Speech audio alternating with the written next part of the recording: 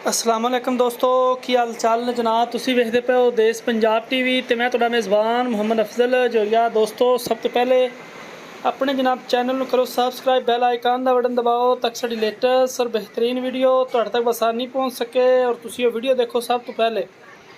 दोस्तों डेली की निस्बत अज एक पहलन झोटी की जनाब वीडियो लैके हाज़र होए हैं। पहला सुआ सूण है, 8 महीने की जनाब झोटी गब्बण है। 2,60,000 रुपया इनकी डिमांड है। इहदे लाड़ प्यार है। 8 महीने की गब्बण है, बेड़े जिड्डा कद है। 8 महीने की गब्बण है, पहला सुआ डिलीवर करना है जनाब।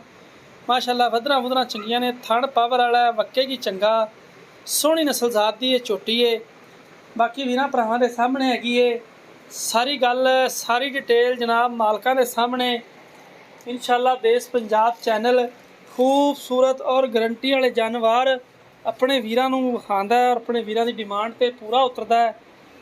सच्चे ते सुच्चे सौदे सिर्फ देश पंजाब चैनल तो ही होंदे ने। बाकी फेक है जनाब, सिर्फ सोहणियां ते सुथरियां गल्लां देश पंजाब चैनल इंशाअल्लाह वीरां भरावां दी डिमांड ते पूरा और वीरां भरावां नूं साफ सुथरे जानवर देश पंजाब चैनल ही लैके दिंदा है। और झोटी तुसीं देख लैनी है, इहदी थण हवाने दी पिछे दी मुकम्मल गारंटी देश पंजाब चैनल दी है।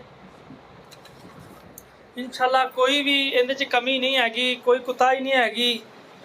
साफ सुथरी झोटी है वीरां भरावां दे सामने। इंशाअल्लाह खरी है, जिन्नी भी सोहनी सुथरी है। बाकी कैमरे की नज़र है, टुरदी फिरदी कैमरे दे विच आंदी फिरदी है। 8 महीने की जनाब शर्तिया गब्बण हैगी है। कोई कहे कि 5-6 दी नहीं, अपना डॉक्टर लई आवे चैक करवा के ते 8 महीने की गब्बण लैके जानी है।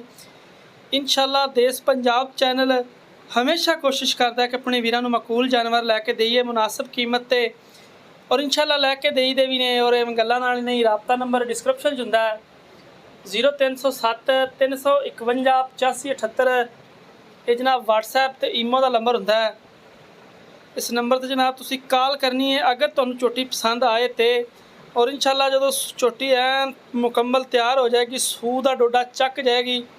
ये नस्ल हुंदी जनाब जिहड़ी कि तैयार होके 3.5 to 4 लाख के दरम्यान जाके सेल हुंदी है। प्योर खास नीली दी कद तुहाडे वीरां भरावां दे सामने हैगा। 2,60,000 रुपया डिमांड है। इहदे च एवें 19-20 का लाड़ प्यार भी है, रखा दोस्तां वीरां वास्ते खसूसी रखा है, क्योंकि वीर भरा ने जिहड़े वो दीद लिहाज ते कहंदे ने पहले अफजल भाई बाकी काम बाद च, क्योंकि वधना तुसीं चैक कर सकते हो।